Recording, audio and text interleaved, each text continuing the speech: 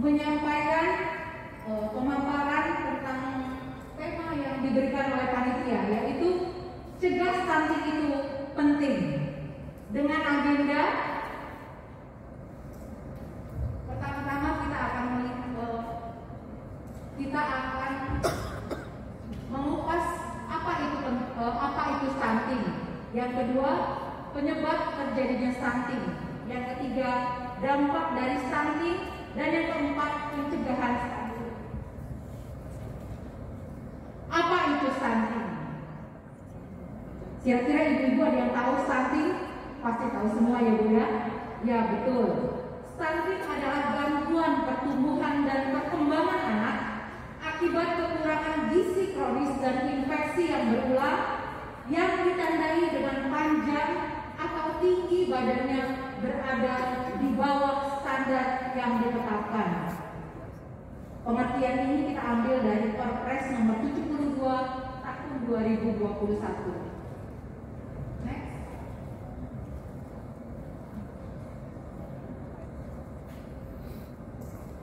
Kira-kira apa yang menyebabkan stunting? Kalau dari pengertian tadi, kita bisa menyimpulkan kira-kira yang menyebabkan stunting itu adalah kekurangan gizi atau malgizi yang terjadi pada status gizi ibu dan status gizi anak. Kita bisa lihat di dalam gambar ini berupa kerangka pikir penyebab masalah gizi yang diambil dari data UNICEF, disesuaikan dengan kondisi Indonesia pada saat itu. Next. Mengapa bisa terjadi stunting? Stunting bisa disebabkan beberapa faktor. Salah satunya usia ibu pada saat remaja putri. Mungkin ibu-ibu semua di rumah punya remaja putri yang seringkali mau diet, tapi dietnya itu salah. Tidak mau makan sayur, tidak mau makan buah, tidak mau makan ikan karena bau amis, tidak mau makan daging, mengakibatkan anemia. Yang kedua, stunting juga bisa disebabkan pada saat ibu hamil sampai melahirkan. Ibu hamil tidak mengkonsumsi vitamin penambah darah yang mengakibatkan ibu menjadi lemas, kekurangan gizi yang berpengaruh kepada janin, mengakibatkan bayi lahir prematur dan melahirkan dengan pendarahan. Stunting juga bisa disebabkan bayi dengan faktor lahir prematur, berat badan lahir rendah, panjang badan lahir kurang dari 48 cm, balita diare, balita anemia, balita gizi kurang. Next.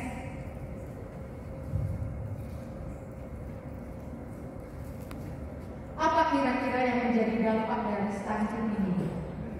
Kalau kita lihat dari gambar yang ada di depan, kita bisa lihat pertumbuhan anak yang menderita stunting. Dari tinggi badan, dia lebih pendek dari anak-anak yang normal seusianya. Itu yang paling jelas bisa dilihat dari anak-anak yang menderita stunting. Yang kedua, hambatan perkembangan kognitif dan motorik. Biasanya bisa kita lihat pada anak stunting yang sudah berusia sekolah. Anak-anak yang menderita stunting biasanya daya tangkapnya kurang, yang mengakibatkan dia kurang cerdas, kurang kreatif,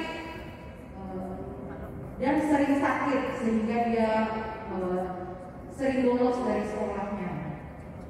Dan yang ketiga, gangguan metabolik pada usia dewasa. Anak yang stunting pada usia dewasa biasanya akan mengidap penyakit degeneratif. Apa aja sih itu penyakit degeneratif? Ibu-ibu ada yang tahu?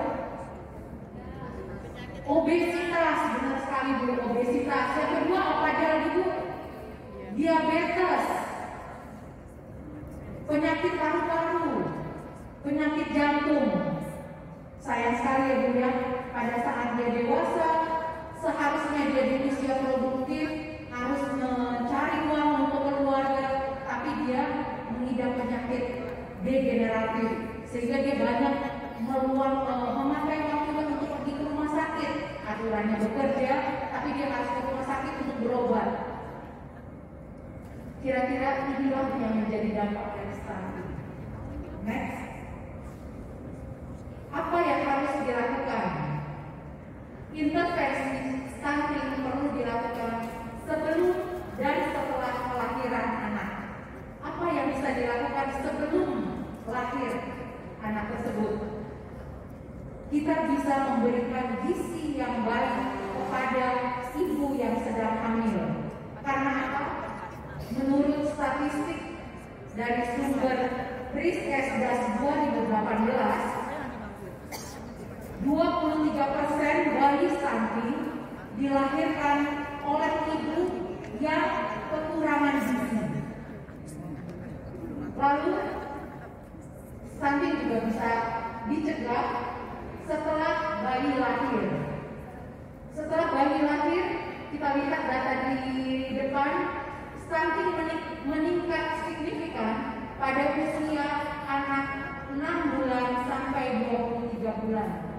Akibat kurang protein hewani pada makanan pendamping ASI atau MASI yang mulai diberikan sejak anak usia 6 bulan. Next. Bagaimana cara mencegah stunting? Next. Bagaimana cara mencegah stunting? Penurunan stunting berfokus pada 1000 HPK. Kira-kira ibu-ibu tahu singkatan dari HPK? Kita baca sama-sama ya ibu-ibu. Ya, penurunan stunting berfokus pada 1000 hari pertama kehidupan. Hari pertama itu dihitungnya pada saat apa? Pada saat ibu dinyatakan positif hamil, di situ start hari pertama kehidupan sampai 24 bulan. Next. Bagaimana cara mencegah stunting?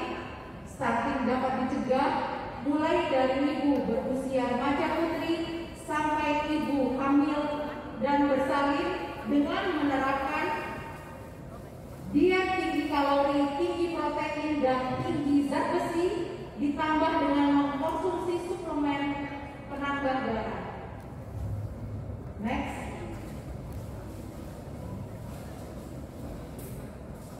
Bagaimana cara mencegahnya? Stunting juga bisa dicegah pada saat anak sudah lahir dengan cara memberikan makanan bayi atau MBA sesuai anjuran.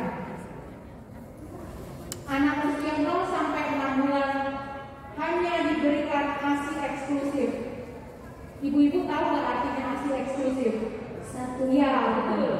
ASI eksklusif adalah hanya memberikan ASI kepada anak 0 sampai 6 bulan, tidak menambahkan makanan apapun. Lalu memberikan MASI kepada anak umur 6 sampai 24 bulan sesuai dengan porsinya. Kira-kira apa saja porsinya? Kita bisa memenuhi gizi seimbang dengan cara makanan pokok, lauk pauk, sayuran, buah-buahan. Makanan pokok 2/3 dari setengah piring, lauk pauk 1/3 dari setengah piring, sayur 2/3 dari setengah piring, buah-buahan 1/3 dari setengah piring. Sudah. Demikian pemaparan yang saya berikan pada hari ini. Terima kasih. Terima kasih untuk keterangan untuk penyuluhannya. Ya, jadi Adik yang sudah juara penyuluhan mewakili Kecamatan Matraman. Ayo buka yuk. Yang juara 1. Ayo buka. Kita serbu. Itu udah dapat ini belum aja kenapa begini nih dia.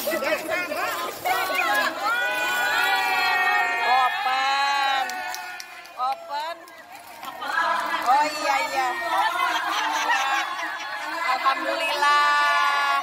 Ore, banyak manfaat ya Bu ya.